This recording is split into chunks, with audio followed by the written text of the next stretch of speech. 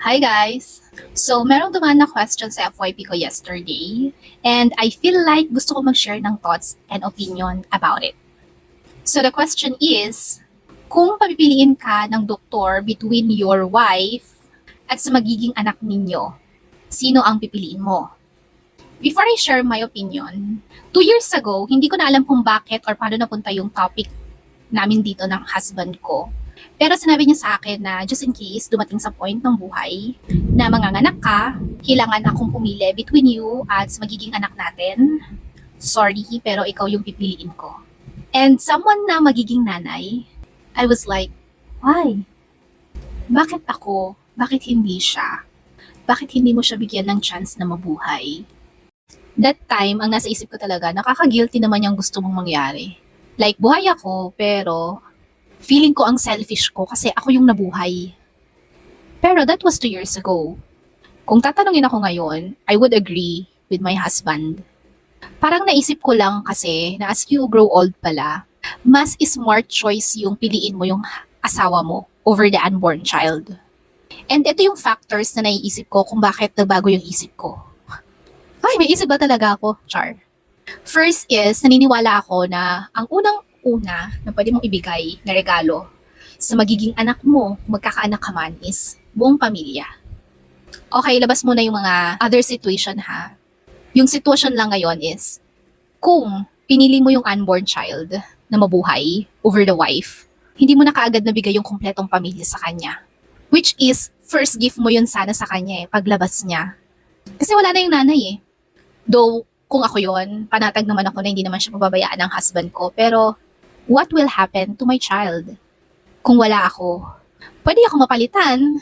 Pero kahit siguro sobrang bait na maging stepmom niya in the future, iba pa din talaga yung mother's love.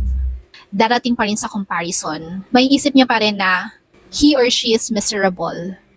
Kasi may kulang. Kasi may wala na. Maybe hindi niya yun mapapansin kung bata pa lang siya. Pero pag tumatanda na kasi yung tao, lalo na pag nagkakaisip na, marami na din siyang questions sa life. And as someone na hindi naman talaga nagkaroon ng kumpletong pamilya, malaki talaga yung question ko, yung wonder ko, na how it feels like to have a good, complete family. And that is something na hindi ko na may experience ever. Somehow, parang mas better nga na piliin mo yung wife over the unborn child. Kasi maraming pwedeng mangyari kapag wala ka na. And uncontrollable na yon. Even your child, yung bubuhayin mo na bata, hindi na siya magkakaroon ng option. Kailangan niyang mag-adjust. Kailangan niyang tanggapin yung nangyari sa buhay niya. Kailangan niyang lumaban kung ano man yung binigay mo sa kanyang hamon sa buhay. At kung merong mga kabataan man dyan na mapapakinggan tong mga sinasabi ko, hindi ako perfect ha. Pero please lang, kung magre-rebelde kayo sa buhay nyo, siguraduhin nyo namang hindi kayo mambubuntis at magpapabuntis. Tapos hindi nyo pa naman mapapanindigan pa yung ginawa ninyo. Well yes, maaring makabawi pa kayo in the future do sa mga magiging anak ninyo. Pero meron kasi mga gusot na hindi nyo na mapaplansya. Kahit magpakabuting tatay or nanay pa kayo sa pagdating ng panahon, may mga pinagdaanan na sila na hindi nyo na makokorek pa. You know what, as I am talking right now, parang ang dami nagfa-flashback sa isip ko. At hinihiling ko sana na marami pang bata yung ma-save from broken family, from single parental guide, from being orphan. Diba? Pwede ba as adult, mas maging careful tayo, lalo na kapag may involved na bata? Huwag kayong magalit sa akin ha.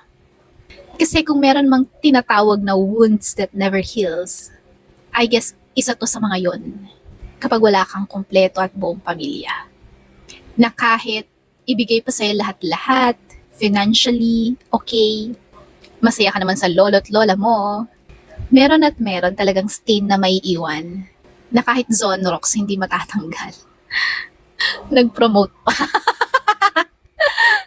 O sige, kahit Clorox hindi na matatanggal. Kung matanggal man, dahil decolor siya, mamumuti lang. So hindi pa rin siya buo. I mean, hindi pa rin siya as it is. parang you just try to cover up something, pero stain pa din siya. So yun lang guys, don't be reckless, especially kapag merong child na involved. Please. Bye-bye!